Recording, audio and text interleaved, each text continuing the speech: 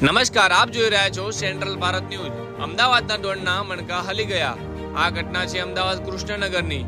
પોતાના એરિયા સહિત આખા અમદાવાદમાં ધાક ધમકી અને મારપીટ કરતો હતો તેમાં બારડ નામનો ડોન અમદાવાદ છોડવા માટે તૈયાર થયો। અમદાવાદ કૃષ્ણનગરમાં અપહરણ કેસ મામલે ધમા બારડનો પાપનો ગળો ફૂટ્યો। જ્યારે આ ડોન 307 ફાયરિંગ, મારપીટ, લુખ્ખી દાદાગીરી તેમજ 15 કરતા વધુ ગુના નોંધાયેલા છે।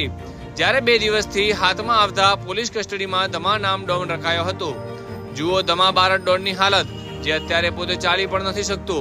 જે પણ જગ્યાએ તેને થોડા સમય પહેલા મારપીટ કે દાદાગીરી કરી એ જગ્યા પર બધાની સામે ધમા બારડનું સર્કસ કાઢવામાં આવ્યું હતું। હા, સર્કસમાં તે હાથ જોડીને પોલીસ સમક્ષ લોકોને માફી માંગતા નજરે આવી રહ્યો છે। જ્યારે અમદાવાદની પોલીસ આ ડોનને કસ્ટડીમાં રાખ્યો હતો।